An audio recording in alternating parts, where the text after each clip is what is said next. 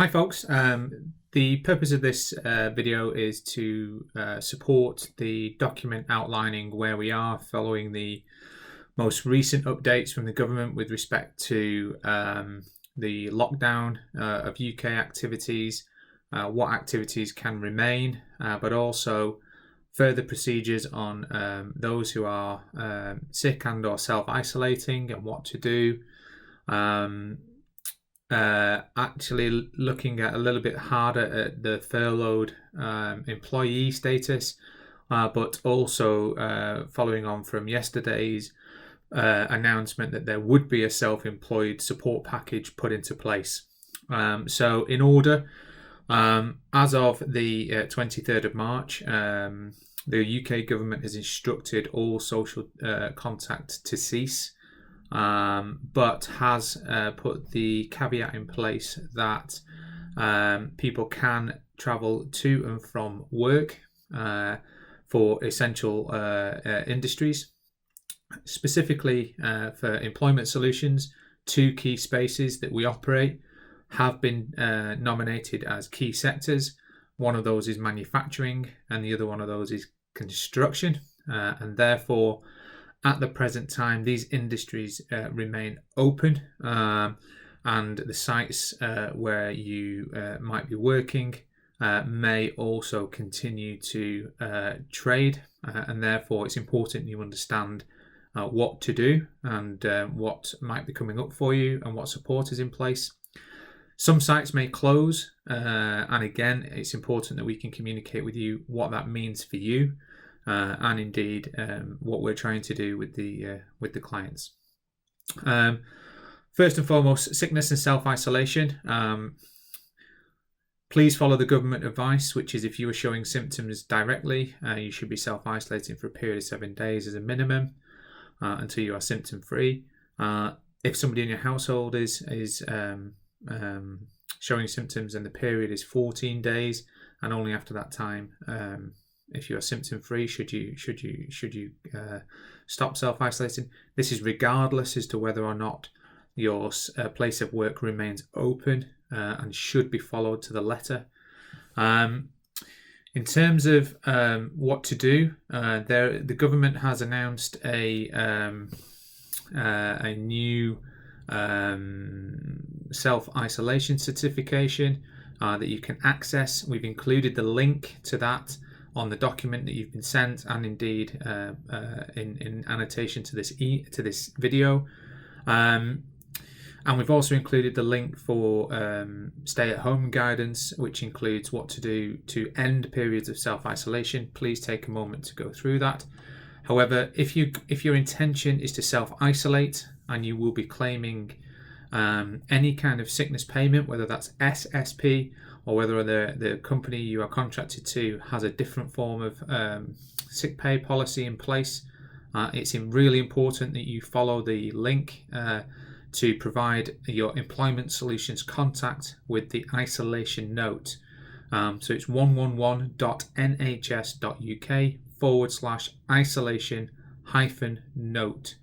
Okay, and that link should be included, and you should be able to find that. Following the Friday's announcement, that was Friday the 20th, regarding the furloughed worker status for those who are employed, we sent a status out on update on Monday to dictate who might fall under which category. This is for people who are on the PAYE scheme or the payee scheme, and therefore if you are employed, whether you're employed by your own company, whether you're employed by us, or whether you're employed by an umbrella company, this would be one of the ways that you might receive support. However, what we now know is that you cannot choose to get furloughed status. It is your employer that would need to give you furloughed status, and what that would mean is that your place of work would traditionally not be able to provide you with work. So if your sites remain open, it is unlikely that you will be given furloughed status unless your individual role is deemed non-essential. So please do keep talking to us about this, and we will update you again as and when we can. Please note, if you terminate your employment with your employer then you will not have access to furloughed status at any time.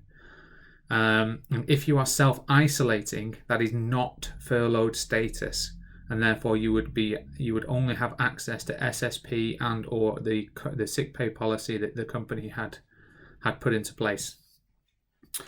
For those that don't fall under a PAYE scheme, which is freelancers and or self-employed CIS status, on the 23rd of March, the government announced a support package being made available to those people. It is yet to be passed by Parliament, and we expect this detail to be given to us by Thursday of this week. That'll be Thursday, the 26th of March.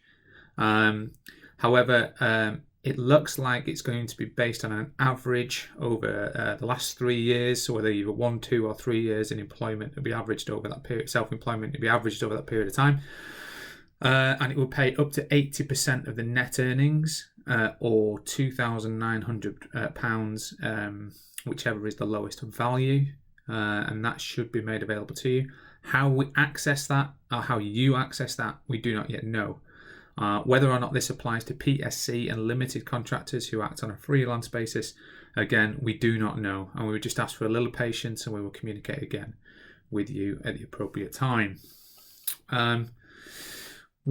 Two pieces of housekeeping with respect to that, though. It is likely you would need to be able to evidence that you are currently providing your services, so you would need a live contract for services. And indeed that your place of work was closed down due to COVID-19, or the service that you provided was not allowed on site due to COVID-19, known more commonly as the coronavirus. And therefore, if you do go into a period of self-isolation, you may find that this funding is not available to you. So our advice is keep continuing to provide your services wherever possible, unless you are advised otherwise, or you are actually self-isolating due to sickness. So this is as factually as we can be. And again, on a personal level, as a husband, as a brother, as a son, and as a father, I hope you and your family are well. You're taking all the precautions you can. Stay safe, and we'll update you again soon. Thanks very much.